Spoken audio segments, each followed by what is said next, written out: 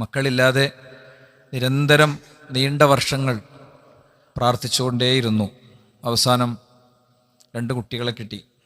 അവരാണെങ്കിൽ തോന്നിയതുപോലെ, തോന്നിയ കോലത്തിൽ, തോന്നിയ രീതിയിൽ ഉപ്പാക്കും ഉമ്മാക്കും എന്നും വേദനയും പ്രയാസവും മാത്രം സൃഷ്ടിച്ച് മുന്നോട്ട് പോവുകയാണ്. അപ്പോൾ വളരെ വേദനയോടെ ആ ഉപ്പ പറഞ്ഞ വാക്കാണ്, ഇതിലേറെ നല്ലത് മക്കളില്ലാത്തതായിരുന്നു. മക്കളില്ലാത്ത കാലത്ത് ഞങ്ങൾ ഇത്ര വേദന അനുഭവിച്ചിട്ടില്ല എന്നാണ്. പലപ്പോഴും പുതിയൊരു കാലത്തും സാഹചര്യത്തിലും മക്കളെക്കുറിച്ച് നിരാശയില്ലാത്ത രക്ഷിതാക്കൾ പൊതുവേ ഉണ്ടാവുകയില്ല. അവനോട് ശരിയാണില്ല, അവളങ്ങോട്ട് ആകുന്നില്ല, ഇങ്ങനെയുള്ളൊരു വേദന ഉണ്ടാവും. ഇവിടെ ഇരിക്കുന്ന കുട്ടികളോടൊക്കെ ഞാൻ പറയാണ്, കുട്ടികൾ എന്ന് പറഞ്ഞാൽ ഞാനൊരു മോനാണ്, ഇവിടെ ഇരിക്കുന്ന ഏറ്റവും ചെറിയ ആളും അവനും ഒരു മോനാണ്. അപ്പോൾ നമ്മളെല്ലാവരും ഒരു മിനിറ്റ് മക്കളാവുകയാണെങ്കിൽ നമ്മളെ രക്ഷിതാക്കൾക്ക് നമ്മളെക്കുറിച്ച് ഉള്ള ചില നിരാശകളും വിഷമങ്ങളൊക്കെ ഉണ്ടാകും.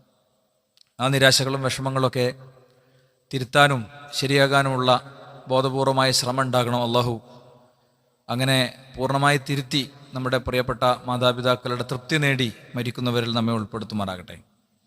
എന്നാൽ ഇവിടുത്തെ ഒരു വിഷയം എന്ന് പറയുന്നത്, ശൈത്താന് വലിയ നിരാശ ഇട്ട് തരികയാണ് ചെയ്യുക. ഇനിയിപ്പോൾ ഞാൻ അവൻ്റെ പിന്നാലെ നടന്നിട്ട് കാര്യമില്ല.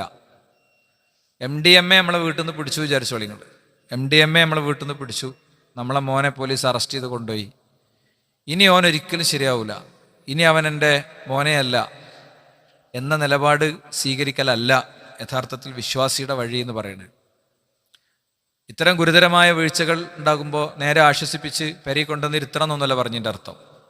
മറിച്ച് നിരാശ കൊടുങ്ങാനുള്ള വഴി ഒരിക്കലും ഉണ്ടായിക്കൂടാ. മറിച്ച് ശരിയായ പ്രാർത്ഥനയാണ്. കഴിഞ്ഞ ഖുത്ബയുടെ അവസാന ഭാഗത്ത് നമ്മൾ ഓർമ്മിപ്പിച്ച കാര്യം, ഫുളൈൽ ബിൻ അയാദ് റഹിമഹുല്ലാ, അദ്ദേഹത്തിൻ്റെ കാലഘട്ടത്തിൽ ഏറ്റവും ഉത്കൃഷ്ടനായ മനുഷ്യനായിരുന്നു, ഏറ്റവും ശ്രേഷ്ഠനായ മനുഷ്യനായിരുന്നു. ഒരുപാട് ചരിത്രങ്ങളുണ്ട് അദ്ദേഹത്തെക്കുറിച്ച്. രാജാവ് അദ്ദേഹത്തിൻ്റെ വൈജ്ഞാനിക സേവനങ്ങൾക്ക് സമ്മാനമായി വലിയൊരു വീട്, ഒരു കൊട്ടാരം പോലത്തെ ഒരു വീട് കൊടുത്തപ്പോൾ അത് തിരസ്കരിച്ചുകൊണ്ട് അദ്ദേഹം പറഞ്ഞു, ഈ വീടിൻ്റെ വിശാലതയിൽ നിന്ന് ഒരു ചെറിയ ഖബറിൻ്റെ പരിമിതിയിലേക്ക് ഞാൻ പോകണ്ടേ, അപ്പോൾ ഇതിൻ്റെ ഉള്ളിൽ കിടന്നാൽ എനിക്ക് ഉറക്കം വരൂല, അങ്ങ് എന്നെ നിർബന്ധിക്കരുത് എന്ന് പറഞ്ഞു എന്നാണ്. ആ അത്ര വലിയ മനുഷ്യൻ അദ്ദേഹത്തിൻ്റെ മോൻ്റെ കാര്യത്തിൽ പടച്ചവനോട് പറയണം, അല്ലാഹുമ്മ ഇന്നക തഅലമു, അല്ലാഹുവേ നിനക്കറിയാം, അന്നി ഇസ്തഹത്തു, തീർച്ചയായും ഞാൻ പരിശ്രമിച്ചിട്ടുണ്ട്, ഫീ തഅദീബി വലദി, എൻ്റെ മോനെ ചിട്ടയുള്ള നല്ലൊരു കുട്ടിയാക്കിയെടുക്കാൻ ഞാൻ ഒരുപാട് ശ്രമിച്ചിട്ടുണ്ട്. ഫലം അസ്തത്യ, അള്ളാഹു എനിക്ക് പറ്റിയിട്ടില്ല, ഞാൻ ഉദ്ദേശിക്കുന്ന രൂപത്തിൽ അവനെ ഉഷാറാക്കിയെടുക്കാൻ എനിക്ക് പറ്റിയിട്ടില്ല. അതുകൊണ്ട് അല്ലാഹുമ്മ ഫഅദ്ദിബ്ഹുലി, അവനെ എനിക്ക് വേണ്ടി നീ അദബ് പഠിപ്പിച്ചു കൊടുക്കണം എന്നാണ്. അപ്പോൾ ഇവിടെ ഒരു വലിയ മെസ്സേജ് ഉണ്ട്. ആ മെസ്സേജ് എന്താണ്? നമ്മുടെ കുട്ടികൾക്ക് വേണ്ടിയുള്ള നിരന്തരമായ പ്രാർത്ഥന, നിരന്തരമായ പരിശ്രമം, അത് ഒരു വ്യക്തിയിൽ നിന്ന് ഉണ്ടാകണം എന്നാണ്. ആ പ്രാർത്ഥനയെക്കുറിച്ചാണ് കഴിഞ്ഞ ഖുത്ബയിൽ കുറച്ച് വിശാലമായി തന്നെ നമ്മൾ പറഞ്ഞത്.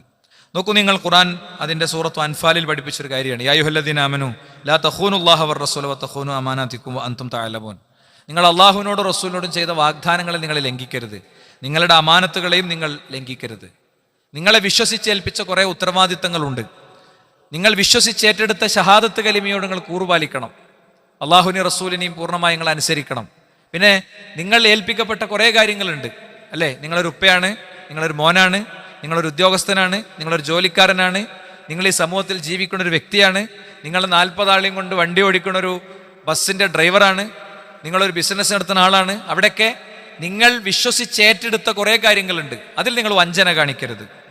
എന്നിട്ട് പൊതുവായി ഈ കാര്യം പറഞ്ഞതിൻ്റെ ശേഷം ഖുർആൻ ഒന്നും കൂടി പറയാം, വഅലമു അന്നമാ അംവാലുക്കും വഔലാദുക്കും ഫിത്ന, അല്ലേ? ഖുർആൻ പല ഘട്ടങ്ങളിൽ പലയിടങ്ങളിൽ ആവർത്തിച്ചതാണിത്. നിങ്ങൾ മനസ്സിലാക്കണം, നിങ്ങളെടുത്ത് പടച്ചോൻ തന്ന പണവും നിങ്ങളെ ഏൽപ്പിച്ച മക്കളും നിങ്ങൾക്ക് പരീക്ഷണമാണ്. അള്ളാഹുവിൻ്റെ അടുത്താണ് ശരിയായ പ്രതിഫലം ഇരിക്കുന്നത്. വാ അന്നല്ലാഹ ഇൻദഹു അജ്റുൻ അദീം, അള്ളാഹുവിൻ്റെ അടുത്താണ് ശരിയായ പ്രതിഫലം ഉള്ളത്. അപ്പം നിങ്ങൾ ഈ സമ്പത്തിലും മക്കളിലുമുള്ള ശരിയായ കൈകാര്യകർത്തൃത്വം നിർവഹിച്ചാൽ അതിൻ്റെ ശരിയായ പ്രതിഫലം അല്ലാഹു സുബ്ഹാനഹു വ തആല അതിൻ്റെ അജ്ർ, അതിൻ്റെ കൂലി നിങ്ങൾക്ക് നൽകുക തന്നെ ചെയ്യും എന്നാണ്. അതുകൊണ്ട് തന്നെ ഒരു കാരണവശാലും പ്രായമൊക്കെ കുറച്ച് കഴിയുമ്പോൾ, ഞാൻ മദ്രസയിലൊക്കെ പഠിപ്പിച്ചാണ്, ഞാൻ പറയാനുള്ളതൊക്കെ പറഞ്ഞു കൊടുത്തതാണെന്ന് പറഞ്ഞിട്ട് ഉപേക്ഷിക്കേണ്ട ഒരു രീതിയുണ്ട്. ഉപേക്ഷിക്കാറിനാൽ പിന്നെ അവരോട് മിണ്ടൂല എന്നൊന്നുമല്ല, ഇങ്ങനത്തെ കാര്യങ്ങളൊന്നും പറയില്ല. വാപ്പ പള്ളിക്കൊക്കെ ഇറങ്ങിപ്പോരും, മക്കളവിടെ ഉണ്ടാവും, പേരക്കുട്ടികളവിടെ ഉണ്ടാവും, മുമ്പരൊന്നുമില്ല, ഇടപെടൂല. ചിലപ്പോൾ എന്തെങ്കിലുമൊക്കെ ചെറിയ ക്ലാഷൊക്കെ ഉണ്ടായിട്ടുണ്ടാവും. നമ്മളെപ്പോഴും ശ്രദ്ധിക്കേണ്ട ഒരു കാര്യം എന്താണെന്ന് വെച്ച് കഴിഞ്ഞാൽ, കുടുംബ സംവിധാനത്തിലും അല്ലാത്തടത്തൊക്കെ എപ്പോഴും സംസാരങ്ങൾ അങ്ങനത്തെ ഒരു തലത്തേക്ക് പോയാൽ പിന്നെ ആ വിഷയം സംസാരിക്കാനുള്ള മൂടുണ്ടാവില്ല. അപ്പോൾ തീരുമാനമാവും ഞാനും ഭാര്യയും തമ്മിൽ നമ്മളെ തമ്മിൽ ഈ വിഷയം സംസാരിക്കണ്ട, ദീനി കാര്യങ്ങൾ നമ്മളെ തമ്മിൽ സംസാരിക്കണ്ട. അപ്പോൾ ശൈത്താൻ കൈയൊട്ടിച്ചിരിക്കും. അപ്പൊ ശൈത്താന് കൈകൊട്ടിച്ചിരിക്കാനുള്ള അവസ്ഥ ഉണ്ടാക്കാതിരിക്കുക എന്നുള്ളത് ഓരോ വ്യക്തിയും ഇടപെടുന്ന ഒരു സ്പേസിൽ ശ്രദ്ധിക്കേണ്ട ഒരു കാര്യമാണ്. അപ്പം എന്ത് ചെയ്യുന്നു വെച്ച് കഴിഞ്ഞാൽ ശൈത്താൻ നിരാശപ്പെടേണ്ടി വരും. വളരെ ഫ്രീ മൈൻഡിൽ കാര്യങ്ങൾ മക്കളോടും കുടുംബത്തോടും പ്രിയപ്പെട്ടവരോടും സുഹൃത്തുക്കളോടും ഒക്കെ നമുക്ക് ഷെയർ ചെയ്യാൻ പറ്റും. ഷെയ്ഖ് അല്ലാമ ഇബ്നുൽ ഖയ്യിം റഹിമഹുല്ലാഹ് പറയാണ്, ഫമൻ അഹ്മല തഅലീമ വലദിഹി മാ യൻഫഉഹു വതറകഹു സുദ ഫഖദ് അസാ ഇലൈഹി ഗായത്തുൽ ഇസാഅ. ഒരു വ്യക്തി തൻ്റെ മകന് ഉപകാരപ്പെടുന്ന കാര്യങ്ങളിൽ ബോധപൂർവം ഇടപെട്ടവനെ പഠിപ്പിക്കുന്ന അവസ്ഥയില്ലെങ്കിൽ അവനെ വെറുതെ വിടുകയാണ്, അവൻ്റെ ഇഷ്ടത്തിന് പോട്ടെ എന്ന നിലക്ക് വിടുകയാണെങ്കിൽ അവൻ ആ കുട്ടിയോട് ചെയ്യുന്നത് ഏറ്റവും കടുത്ത തെറ്റാണ്. അക്സറുൽ ഔലാദി ഇന്നമാ ജഅ ഫസാദുഹും മിൻ ഖിബലിൽ ആബാഇ. മിക്ക കുട്ടികളും നശിക്കുന്നത് മാതാപിതാക്കളുടെ കൈകാര്യകർത്തൃത്വത്തിലുള്ള പ്രശ്നം കൊണ്ടാണ്. വഹിമാലിഹിം ലഹും, അവർക്കുള്ള അവഗണന കൊണ്ടാണ്. ആ വിഷയം പരിഗണിക്കൂല, അതൊരു അജണ്ടയായിട്ട് എടുക്കൂല. മക്കൾ വളർന്നു വരികയാണ്, അവരുടെ വിവിധ പ്രായത്തിന്റെ ഘട്ടങ്ങളുണ്ട്. എല്ലാ സമയത്തും ഒരേപോലെ അല്ല പറയേണ്ടത്, എല്ലാ ഘട്ടത്തിലും ഓരോ രീതിയിലല്ല പ്രതികരിക്കേണ്ടത്. ഇപ്പം അവൻ ഇത്ര വയസ്സായി, അവനോട് ഇങ്ങനെ ഇടപെടണം, അവൻ എങ്ങനെ നിയന്ത്രിക്കണം എന്നുള്ള ആ ഒരു തത്വമില്ലാതെ മുന്നോട്ട് പോകുക വഴി അവർ തകർക്കാണ്. എന്നിട്ട് അങ്ങനെ എന്ത് ചെയ്യും? അപ്പോൾ ചെറിയ പ്രായത്തിൽ ശ്രദ്ധിക്കാതെ വിടും. ജോലി, തിരക്ക്, ഗൾഫ്, അങ്ങനെ പലതും പറഞ്ഞിട്ട് മക്കളെ കാര്യം തിരിഞ്ഞു നോക്കൂല. അപ്പൊ അങ്ങനെ എന്ത് ചെയ്യും? ഫലം എന്തഫിഉ ബി അൻഫുസിഹിം, അങ്ങനെ ആ മക്കൾ ഉപകാരപ്പെടൂല. വല യൻഫഉ ആബാഹും കിബാറ. അപ്പോൾ മാതാപിതാക്കൾക്ക് അവർ വലിയ കുട്ടികളാവുമ്പോൾ മാതാപിതാക്കൾക്ക് കിട്ടേണ്ട ഉപകാരം അവരുടെ അടുത്ത് നിന്ന് കിട്ടൂല.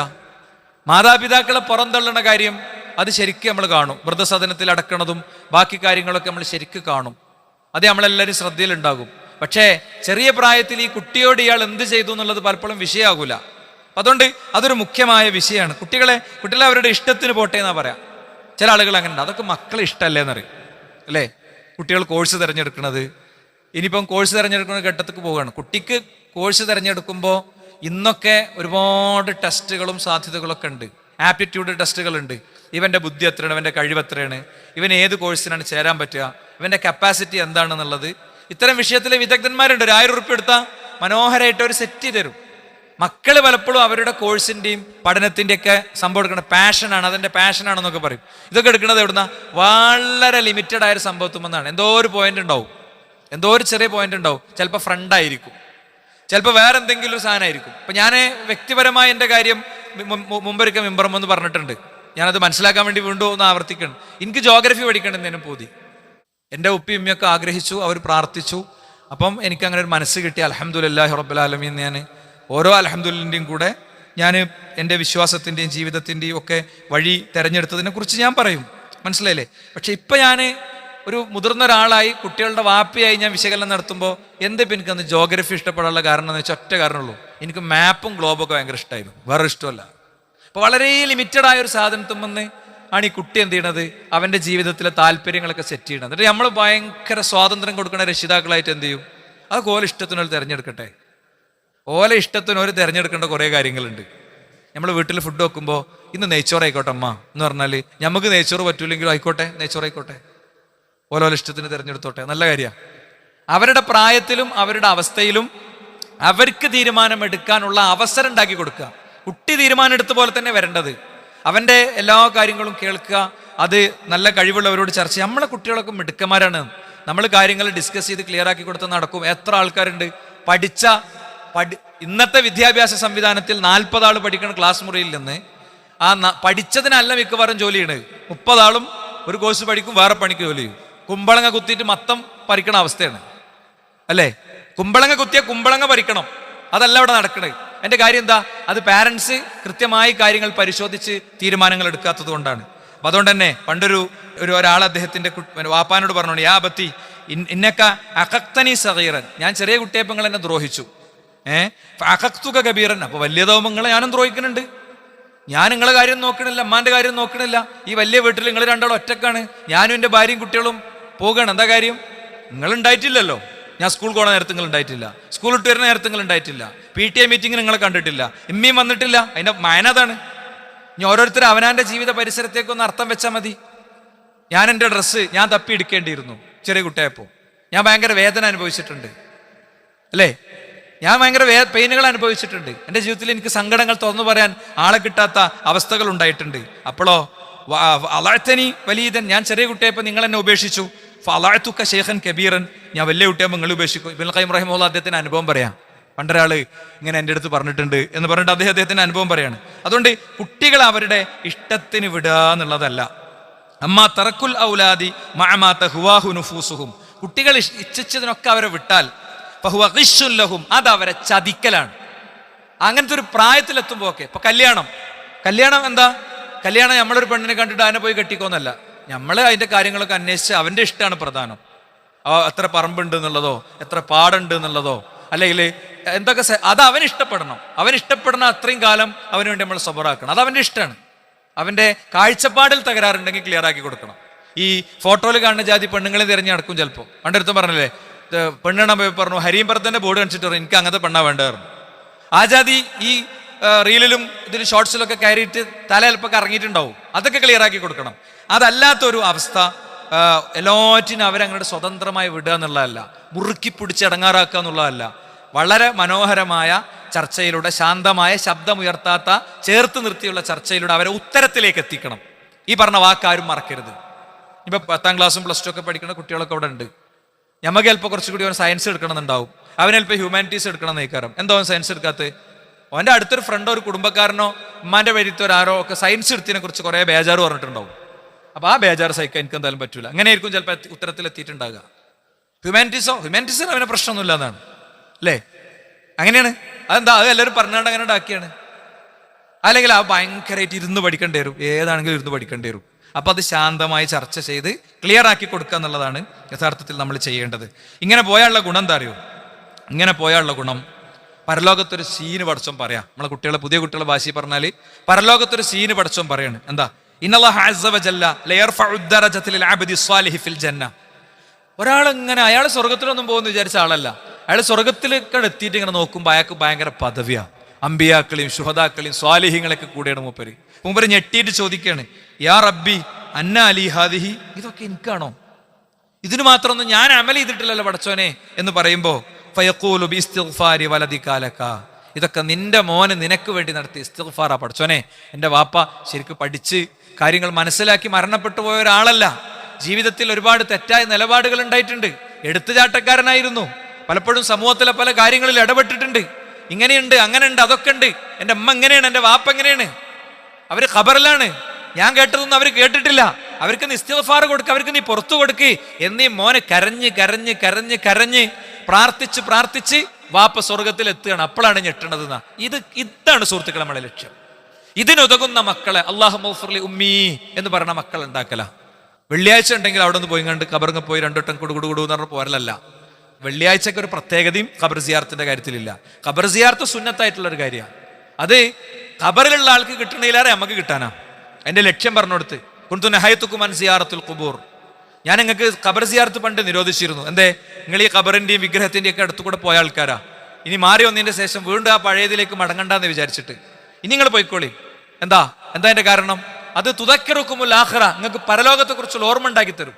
മൂത്താപ്പേണി കിടക്കണേ, എളാപ്പേണി കിടക്കണേ, 6ാം ക്ലാസ് പഠിക്കണ മുങ്ങി മരിച്ച കുട്ടിയണി കിടക്കണേ, സർവീസിലിരിക്കെ മരിച്ച മാഷണി കിടക്കണേ, അല്ലേ? 5-8 മക്കളുണ്ടായിട്ടും ഒരു കുട്ടിനി ഉപകാരപ്പെടാതെ മരിച്ചുപോയ ഉമ്മേണി കിടക്കണേ, 18 കൊല്ലം വാട്ടർ ബെഡിൽ കിടന്ന വല്യമ്മേണി കിടക്കണേ. ആ ഓർമ്മ അയാൾക്ക് അയാളുടെ നിസ്കാരത്തെ, അയാളുടെ ജീവിതത്തെ ഒക്കെ സ്വാധീനിക്കും. അതിനാണ് എന്ത് ചെയ്യണത്? പിന്നെ ഖബർ സിയാറത്ത് നടത്തുന്നത് എന്നാണ്. അപ്പൊ അത് ഞാൻ പറയണത്, ഞാൻ ഇത് പറഞ്ഞതിന്റെ അർത്ഥത്തരേ ഉള്ളൂ. ഖബറിങ്ങ പോയി മാതാപിതാക്കൾക്ക് വേണ്ടി പ്രാർത്ഥിക്കണം. അത് സുന്നത്താണ്, അത് പുണ്യാണ്. ഖബറിൽ കിടക്കുന്നവരോട് വർത്തമാനം പറയാൻ പാടില്ല, അല്ലേ? ഖബറിന്റെ അടുത്ത് ചെല്ലുമ്പോൾ ഉണ്ടാകേണ്ട ആദാബുകൾ പഠിപ്പിച്ചിട്ടുണ്ട്. അതിലേക്ക് ഇങ്ങനെ കൈ നീട്ടരുത്, അതിനെ തുടരുത്, ഒക്കെ പണ്ഡിതന്മാർ ഫിഖഹിന്റെ ഗ്രന്ഥങ്ങളിൽ ആഴത്തിൽ പഠിപ്പിച്ചിട്ടുണ്ട്, ഒക്കെ പഠിപ്പിച്ചിട്ടുണ്ട്. പാപ്പാന്റെ ഖബറാണ് പറഞ്ഞിട്ട് അതിനെ നൊയിഞ്ഞു കൊടുക്കുക, അതിനൊരു ഉമ്മ കൊടുക്കുക, അതൊന്നുമില്ല. അവിടെ പോയി അല്ലാഹു മഗ്ഫിർലി ഉമ്മി വഅബി, ഉപ്പാക്കുമ്മാക്കൊക്കെ പുറത്തു കൊടുക്കണമെന്ന് പ്രാർത്ഥിക്കാം. പക്ഷെ അത് അവിടെ മാത്രം ചുരുങ്ങരുത് എന്ന് ഞാൻ പറയണേ. അത് ജീവിതത്തിൽ ഉടനീളം നിരന്തരം ഉണ്ടാകേണ്ട ഒരു കാര്യമാണ്. ഇനി നിങ്ങൾ നോക്ക്, പഠിപ്പിക്കണത്, മക്കളെ പഠിപ്പിക്കണതിന് ഇതിൽ വലിയ റോളുണ്ട്. ദീനീ കാര്യങ്ങൾ പഠിപ്പിച്ചാൽ ഖാല റസൂലുള്ളാഹി സ്വല്ലല്ലാഹു അലൈഹി വസല്ലം മൻ ഖറഅൽ ഖുർആന വതഅല്ലമഹു വഅമില ബിഹി ഉൽബിസ യൗമൽ ഖിയാമത്തി താജം മിൻ നൂരിൻ ലൗഉഹു മിസ്ലു ലൗഇ ശംസ്, സൂര്യപ്രകാശം പോലെ തിളങ്ങുന്ന ഒരു വസ്ത്രം ധരിപ്പിക്കപ്പെടും. ആർക്ക്?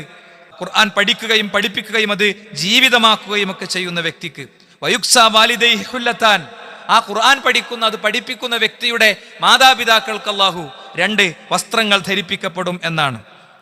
ഖുർആൻ പഠിക്കുന്ന വ്യക്തിക്ക് ആദ്യം പറഞ്ഞതിൽ ഞാൻ വായിച്ചെടുത്ത് പിന്നെ അർത്ഥം പറഞ്ഞെടുത്ത് ചെറിയൊരു പ്രശ്നം ഉണ്ട്. അതെന്താണ്? ആദ്യം പറഞ്ഞത് ഖുർആൻ പഠിക്കുകയും പഠിപ്പിക്കുകയും ചെയ്യുന്ന വ്യക്തിക്ക് താജ് കൊടുക്കും, ഒരു കിരീടം കൊടുക്കും. ഇനിയോ ആ വ്യക്തിയുടെ മാതാപിതാക്കൾക്കോ അവർക്ക് 2 വസ്ത്രങ്ങൾ കൊടുക്കും. ആ 2 വസ്ത്രങ്ങൾ കൊടുത്തിട്ട് ചോദിക്കും, അപ്പോൾ ചോദിക്കും, എന്തിനാ പഠിച്ചോനെ ഞങ്ങൾക്ക് മാത്രമേ സ്പെഷ്യൽ ഡ്രസ്സ്, ഈ സ്പെഷ്യൽ ഡ്രസ്സ് എന്തിനാ നീ തന്നതെന്ന് ചോദിക്കുമ്പോൾ പറയും, ബി അഖ്ദി വാലിദിക്കുമാൽ ഖുർആൻ, നിങ്ങളെ മക്കൾ ഖുർആൻ പഠിച്ചതുകൊണ്ട് നിങ്ങൾക്ക് കിട്ടിയതാണ് എന്നാണ്. അപ്പോൾ മക്കളെ ശരിയായ ഖുർആൻ ഓതാനും അതിൻ്റെ അർത്ഥം അറിയാനും അതിൻ്റെ ഹിഫ്ളും അതിൻ്റെ അമലും ഒക്കെ പഠിപ്പിക്കുക എന്നുള്ളത് നമ്മളെ സംബന്ധിച്ചിടത്തോളം ഫറലായിട്ടുള്ള കാര്യമാണ്. പക്ഷേ ഭൗതിക വിദ്യാഭ്യാസ കാര്യത്തിലൊക്കെ വളരെ ശ്രദ്ധിക്കും. നമ്മൾ ഭൗതിക വിദ്യാഭ്യാസ കാര്യത്തിൽ നല്ലോണം ശ്രദ്ധിക്കണം. പ്രത്യേകിച്ചും പുതിയ കാലത്ത് നല്ലോണം ശ്രദ്ധിക്കണം. എത്തേണ്ടിടത്തൊക്കെ കുട്ടികൾ എത്തണം. പല ജോലികളും ഔട്ട്ഡേറ്റഡ് ആകാൻ പോവാണ് അല്ലേ? എഞ്ചിനീയറിംഗ് കോളേജിലെ ചില ബ്രാഞ്ചുകളൊക്കെ പൂട്ടിപ്പോയി. ചില ബ്രാഞ്ചുകൾ പൂട്ടിപ്പോയി. എന്താ കാര്യം? ആ ബ്രാഞ്ചിലേക്ക് കുട്ടികൾ വരുന്നില്ല. കാരണം ആ ബ്രാഞ്ചിലൂടെ നടക്കേണ്ട എഞ്ചിനീയറിംഗ് സ്കില്ലിനെ AI എന്ത് ചെയ്തു? AI മാറ്റിക്കളഞ്ഞു. ഇനി അവിടെ ചാൻസ് ഇല്ല, ഇനി അവിടെ ജോലിക്ക് ചാൻസ് ഇല്ല. അപ്പോ 10 വർഷം അപ്പുറം അല്ലെങ്കിൽ 2 വർഷം അപ്പുറം അല്ലെങ്കിൽ 1.5 വർഷം അപ്പുറം യൂട്യൂബിൽ ഒരാൾ നടത്തിയ ഇൻസ്പിറേഷൻ ടോക്ക് കേട്ടിട്ട് കോഴ്സ് തിരഞ്ഞെടുത്താൽ നമ്മളെ കുട്ടികളെ ഭാഷയിൽ പറഞ്ഞ 1-ാം തരം പണി കിട്ടും. അത് വളരെ ശ്രദ്ധിച്ച് വളരെ സൂക്ഷിച്ച് നിർവഹിക്കേണ്ട ഒന്നാണ്. എന്നാൽ നിങ്ങളെ കുട്ടി എന്തോ ഭൗതിക വിദ്യാഭ്യാസം പഠിച്ചോട്ടെ, അവന് ഖുർആനും സുന്നത്തും ഒക്കെ പഠിക്കുന്ന അത് മനസ്സിലാക്കുന്ന ഒരവസ്ഥ ഉണ്ടാകണം. നമ്മൾ ആ ലക്ഷ്യം കൂടി മുൻനിർത്തിയാണ് ഇവിടെ ശനിയാഴ്ചയിലെ ക്ലാസ് തുടങ്ങിയിട്ടുള്ളത്. രാവിലെ 6:30 മുതൽ 7:30 വരെ 2 ആഴ്ച ക്ലാസ് നടന്നു. 40ന്റെ അടുത്ത് കുട്ടികൾ 2 ക്ലാസ്സിലും പങ്കെടുത്തു. ഒറ്റപ്പെട്ട കുട്ടികൾ അങ്ങോട്ടും ഇങ്ങോട്ടും ഒക്കെ വരാത്തതുണ്ട്. അവരെ നമ്മളുടെ അടുത്ത് കറക്റ്റ് ലീവ് വിളിച്ച് പറഞ്ഞു. ചില ആളുകളുടെ പാരൻസ് ലീവ് വിളിച്ച് പറഞ്ഞു. ഞാനിങ്ങനെ അവരെ കണ്ടില്ലല്ലോ എന്ന് പറഞ്ഞപ്പോൾ ലീവ് വിളിച്ച് പറഞ്ഞു. അപ്പോൾ ഞാൻ ഈ വിഷയം പറഞ്ഞിരുന്നു അന്ന് ഇവിടെ വെള്ളിയാഴ്ച നമ്മളെ തറാവീഹിന് പറഞ്ഞിരുന്നു. ഞാൻ ചെയ്യേണ്ട ഫർളായിനാണ് ഞാൻ ചെയ്യുന്നത്. ഇവിടുത്തെ ഈ ദീനീ കാര്യങ്ങൾക്ക് ചുമതല ഏറ്റെടുത്ത ഒരാൾ എന്നുള്ള നിലക്ക് ഞാൻ ചെയ്യേണ്ട ദീനീ കാര്യമാണ് ചെയ്യുന്നത്. ബാക്കി രക്ഷിതാക്കളെടുത്താണ് എൻ്റെ റോള്. നമ്മൾ പോവും, ഒരു കുട്ടിയാണെങ്കിലും പറ്റണത്ര കാലം നമ്മൾ എടുക്കും, ഒരു സംശയമല്ല. ബാക്കി കുട്ടികളെ എത്തിക്കലും ബാക്കി കാര്യങ്ങൾ ചെയ്യലൊക്കെ രക്ഷിതാക്കളുടെ ഉത്തരവാദിത്തമാണ്. ഇത് കൊണ്ടു നടക്കുന്ന ആളുകളുടെ ഉത്തരവാദിത്തമാണ്. ഇതുമായി ബന്ധപ്പെട്ട സമിതികളുടെ ഉത്തരവാദിത്തമാണ്. ആ കാര്യം നമ്മൾ ശ്രദ്ധിക്കുക. കാരണം കഴിഞ്ഞ ദിവസം ഇപ്പോൾ നമ്മൾ വെട്ടത്തൂർ കൂടിയപ്പോൾ നമ്മൾ ചോദിച്ചൊരു ചോദ്യമുണ്ട്. ആ ചോദ്യം നമ്മൾ ഒന്നുകൂടി ചോദിച്ചാൽ മതി. നമ്മളെ കുട്ടി ഫ്രീ ഫയർ കളിക്കാതിരിക്കാനുള്ള എന്ത് ക്ലാസ്സാണ് കിട്ടിയേ? പറയൂ സുഹൃത്തുക്കളെ. നമ്മളെ കുട്ടി കഞ്ചാവ് ഉപയോഗിക്കാതിരിക്കാനുള്ള എന്ത് ക്ലാസ്സാണ് കിട്ടിയേ? നമ്മളെ കുട്ടി പ്രണയത്തിൽ കുടുങ്ങാതിരിക്കാനുള്ള എന്ത് ക്ലാസ് അവന് കിട്ടിയേ? നമ്മളെ കുട്ടി ആത്മഹത്യ ചെയ്യാതിരിക്കാനുള്ള എന്ത് ക്ലാസ്സാണ് അവന് കിട്ടിയേ? അവന് ഡിപ്രഷനാകാതിരിക്കാനുള്ള എന്ത് ക്ലാസ്സാണ് കിട്ടിയേ? സ്കൂളിലെ സിലബസ് ഒന്നും കിട്ടണില്ല. ഇപ്പോഴല്ല, ഒരു സർക്കാരിന്റെ കാലത്തും കിട്ടിയിട്ടില്ല. അത് കിട്ടൂല. കാരണം അതൊരു പബ്ലിക് ഡൊമൈനിന് ചില പരിമിതികളുണ്ട്. അവിടെ മതമുള്ളവനും മതമില്ലാത്തവനും വിശ്വാസമുള്ളവനും വിശ്വാസമില്ലാത്തവനും ഒക്കെ ഉണ്ട്. അപ്പൊ അത് നമ്മൾ വേറെ കൊടുക്കേണ്ടതാണ്. മുഖ്യമന്ത്രിയുടെ പിന്നെ മത നേതാക്കളെ വിളിച്ച യോഗം ഇനിയാന്നുണ്ടായിരുന്നല്ലോ. രാഷ്ട്രീയ പ്രമുഖരെ വിളിച്ച യോഗം ഇന്നലെ രാത്രിയിലുണ്ടായിരുന്നല്ലോ. നമ്മളടുത്തൊക്കെ പ്രൊജക്ട് സബ്മിറ്റ് ചെയ്യാൻ പറഞ്ഞിട്ടുണ്ടല്ലോ. വളരെ നമ്മൾ ഈ വിഷയങ്ങളെ ഗൗരവത്തിൽ ഉൾക്കൊണ്ടു പോയിട്ടില്ലെങ്കിൽ പ്രശ്നമാണ്. ഇനി വേറൊന്നും ചോദിക്കട്ടെ, ഇത്തരം ഒരു കാലത്ത് ഇങ്ങനത്തെ മക്കളെ എങ്ങനെ വളർത്തണം എന്നുള്ള എന്ത് ക്ലാസ്സാണ് നമുക്ക് കിട്ടിയത്? ഈ 2 സാധനം മാനേജ് ചെയ്താൽ മാത്രമേ നടക്കുള്ളൂ. അല്ലാതെ ഞാൻ പറയുന്നു, ഇനി ഞാൻ പറയാൻ പോണ കാര്യമൊക്കെ ആവശ്യമില്ല എന്നുള്ളതല്ല. നമ്മൾ പ്രകടനം നടത്തുന്നു, അത് ആവശ്യമാണ്. പക്ഷെ അതുകൊണ്ട് മാത്രം അത് പരിഹാരമാകൂല. പ്രകടനം നടത്തുമ്പോൾ ഒരു പൊതുജാഗരണം അവിടെ നടക്കുന്നുണ്ട്. നമ്മൾ ഷൂട്ടൗട്ട് നടത്തുന്നു, 2 കോടി ഷൂട്ടൗട്ട് നടത്തുന്നു, അതിവിടെ ആവശ്യമാണ്. ഒരു അറ്റൻഷൻ, ആ പ്രായത്തിലുള്ള കുട്ടികളെ അറ്റൻഷൻ പിടിക്കാൻ അത് നല്ലതാ. മനസ്സിലായില്ലേ? പക്ഷെ അതുകൊണ്ട് മാത്രം അത് പരിഹാരമാകൂല. പരിഹാരമാകണമെങ്കിൽ ഹൃദയത്തിന്റെ ഉള്ളിലേക്ക് കൊടുക്കേണ്ട വെളിച്ചം കൊടുക്കണം. അതിന് നമ്മൾ സന്നദ്ധമാകണം എന്നുള്ളത് തന്നെയാണ്. അതുകൊണ്ട് ആ ഇനത്തിൽ ഞാൻ പറയുന്നു, ഒന്നാമത്തെ കാര്യം എന്താ അറിയുന്നു? പടച്ചോനെ പഠിപ്പിക്കണം. പടച്ചോനെ പഠിപ്പിച്ചാൽ ഇവിടെ നിങ്ങൾ നോക്ക്, കോടിക്കണക്കിന് മനുഷ്യർ മദ്യം ചുണ്ടിലേക്ക് വെക്കാത്തത് എന്താ? ഒറ്റ കാരണമുള്ളൂ, പടച്ചോനെ പേടിച്ചിട്ട് അല്ലേ? പടച്ചോനെ പേടിച്ചിട്ട്, പടപ്പുകളെ പേടിച്ചിട്ടാ. ബാർ ഹോട്ടലിലേക്ക് തിരിച്ച വണ്ടി ബാർ ഹോട്ടലിൽ നിന്ന് കാണുമ്പോൾ പിന്നിക്ക് എടുക്കണം എന്താ? മദ്യം വിളമ്പുന്ന മേശയിൽ പോലും ഇരിക്കാൻ പാടില്ല. മദ്യം വിളമ്പിയ പാത്രം പോലും ഉപയോഗിക്കാൻ പാടില്ല. രാവിലെ പാല് കൊണ്ടുവരുന്ന പാത്രം മദ്യക്കുപ്പി മാതിരിയാണ്. അപ്പൊ എൻ്റെ മോള് ചോദിച്ചു, ഇത് ആ കുപ്പിയല്ല ഇപ്പം ചെയ്യുന്നു. ഞങ്ങൾ പാലന നിർത്തിയത് അമ്മയാണ്. അത് ആ കുപ്പിയൊന്നും ആവില്ല, അത് വേറെ തന്നെ മാനുഫാക്ചറിങ് ആയിരിക്കും. ആ വരുന്ന ബൈക്കുള്ള പാലന നിർത്തി. അത് കുട്ടികളൊരു ഗിഫ്റ്റാ. മനസ്സിലായില്ലേ? അത് അങ്ങനെയാണ്. അങ്ങനെയൊന്നും ആവില്ല, നമുക്ക് വേണ്ട. നമ്മൾ പാല് വേറെ വാങ്ങാൻ തുടങ്ങി. എന്താ? അള്ളാഹുവിന്റെ റസൂലിന്റെ ഹദീസാണ്. അതിൽ കുട്ടിക്കൊരു പാടുണ്ട്. എൻ്റെ ഉപ്പച്ചി ഉമ്മച്ചി ഞങ്ങളെ വീട്ടിൽ കൊണ്ടുവരുന്ന പാലട നിർത്തിയതാ. കുപ്പി ആ മോഡലാണെന്ന് കണ്ടിട്ട് മദ്യം വിളമ്പുന്ന ലഹരി വിളമ്പുന്ന തവണ വിളമ്പിയ പാത്രം പോലും ഉപയോഗിക്കാൻ പറ്റില്ല എന്ന വിശ്വാസിക്കുള്ള ഉത്തരവ്, വിശ്വാസിക്കുള്ള നിർദ്ദേശം. എന്നിട്ടാണ് ഇത് നാർക്കോട്ടിക് ജിഹാദിന്റെ പിന്നെ എന്താ പറയാ, അതിവിടെ കൗത്ത് കെട്ടിയിട്ട് പതിയെ തല്ലിക്കൊല്ലാനുള്ള പണി ചില ആൾക്കാർ എടുക്കണത്. അള്ളാഹു നമ്മളെ അഭിമാനപൂർവം, വിവേകപൂർവം, വിചാരപൂർവം, പക്വതയോടെ വിഷയങ്ങളെ നേരിട്ട് ജീവിക്കാനുള്ള പ്രാപ്തി നമുക്ക് നൽകുമാറാകട്ടെ. വികാരപ്പെട്ട് 2 ഡയലോഗ് അടിക്കാൻ വലിയ പണിയൊന്നുമില്ല. സ്വബറാക്കിയിട്ട് കാര്യങ്ങളെ നോക്കിക്കണ്ട് എങ്ങനെ കാര്യങ്ങളെ കൊണ്ടുപോകണം എന്നുള്ളിടത്താണ് യുക്തിമാനായ ഒരു വ്യക്തി, അത് കുടുംബത്തിലാണെങ്കിലും, അത് സമൂഹത്തിലാണെങ്കിലും, അത് നാട്ടിലാണെങ്കിലും, അത് സ്ഥാപനത്തിലാണെങ്കിലും, അത് കച്ചവടത്തിലാണെങ്കിലും, എവിടെയാണെങ്കിലും അവിടെയാണ് യഥാർത്ഥത്തിൽ ഒരാൾ വിജയിക്കേണ്ടത്. അപ്പോൾ ഒന്ന് അള്ളാഹുവിനെ പഠിപ്പിക്കണം. നോക്കൂ നിങ്ങൾ, അബ്ദുല്ലാഹി ബിൻ അബ്ബാസ് അള്ളാഹു പറയാണ്, റക്കിബ ഖൽഫ റസൂലുള്ളാഹി സ്വല്ലല്ലാഹു അലൈഹി വസല്ലം, ഞാൻ നബിന്റെ വണ്ടി കയറി.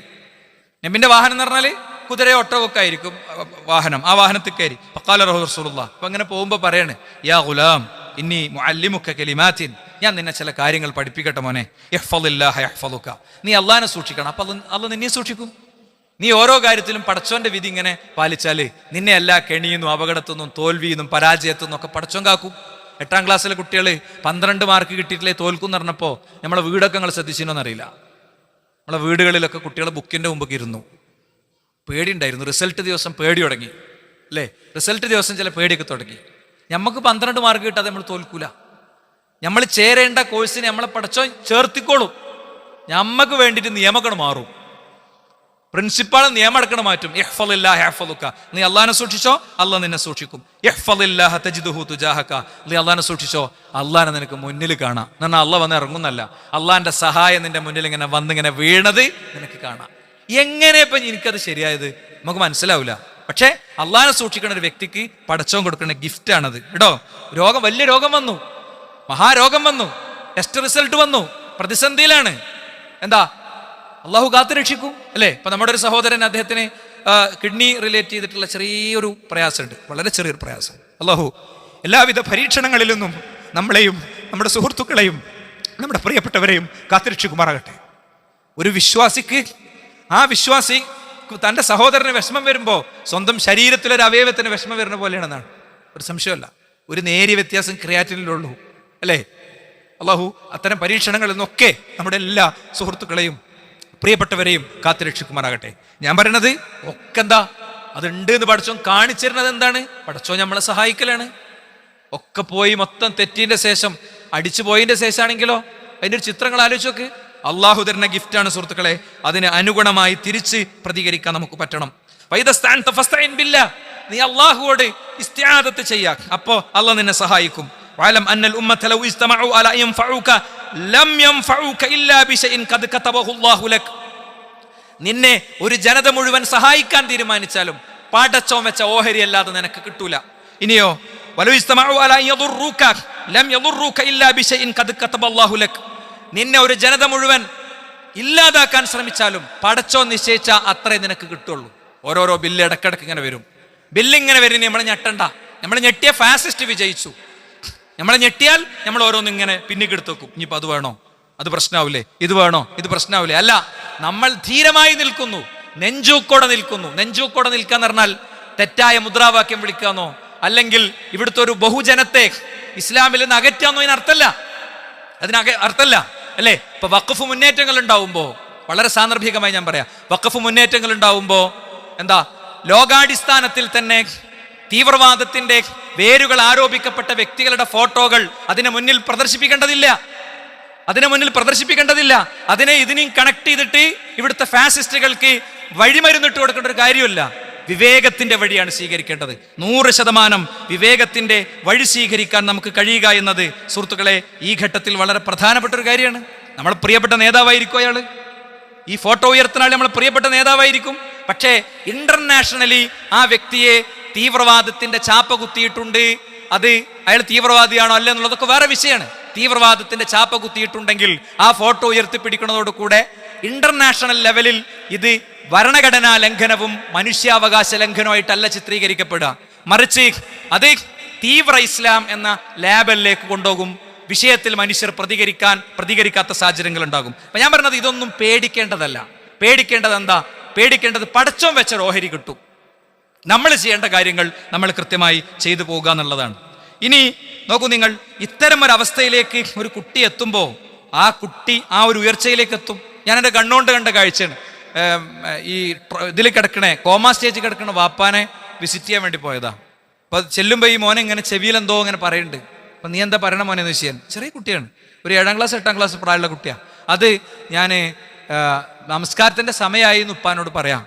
അപ്പം ജമാഅത്തിൻ്റെ കാര്യത്തിലൊക്കെ ഭയങ്കര ശ്രദ്ധിച്ചിരുന്ന ഒരാളാണ്.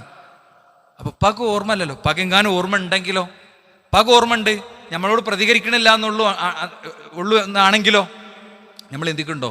നമ്മളമ്മാൻ്റെ നിസ്കാരക്കാര്യം ചിലപ്പോൾ നല്ലോണം ഇബാദത്തെടുത്ത ആളുകൾ പ്രായമാകുമ്പോൾ അവർ പതുക്കെ ഇതിലൊക്കെ ഒരു മടിയൊക്കെ കാണിക്കും. അപ്പോൾ അവരങ്ങനെ പറഞ്ഞ് ഒരു ചെറിയ കുട്ടിയെ ഒരു 3 വയസ്സായി എന്നൊരു 4 വയസ്സായി എന്നൊരു 7 വയസ്സായെന്ന് നമ്മളെ നിസ്കരിപ്പിച്ച പോലെ മച്ചേ എന്നൊക്കെ വിളിച്ച് ഒരു ഉമ്മയൊക്കെ കൊടുത്ത് അല്ലേ, പൗതി വയ്ക്കുമ്പോൾ നിസ്കാരം ഒഴിവാക്കി പോയിക്കോട്ടെ എന്നാലുണ്ടല്ലോ. അങ്ങനെ ഒരു തോന്നൽ നമുക്ക് ഉണ്ടോ സുഹൃത്തുക്കളെ? ഉണ്ടോ? മരണത്തിന് പാതി മരിച്ചു കിടക്കണേ വാപ്പാൻ്റെ അടുത്ത് പോയി ആ മോനങ്ങനെ പറയാനുള്ള കാരണം എന്താ? അതാ വാപ്പ അവന് കൊടുത്ത വിദ്യാഭ്യാസമാണ്, അതാ വാപ്പ അവന് കൊടുത്ത വെളിച്ചമാണ്. അത്തരം വെളിച്ചം നമ്മുടെ മക്കൾക്കും നമുക്ക് കൊടുക്കാൻ കഴിയുക എന്നുള്ളത് ഇതിലേറ്റവും പ്രധാനപ്പെട്ട ഒരു കാര്യമാണ്. നോക്കൂ നിങ്ങൾ, ഇമാം സലമി റഹിമഹുല്ല അദ്ദേഹം പറയാണ്, ഇമാം അസ്സലമി അദ്ദേഹത്തിൻ്റെ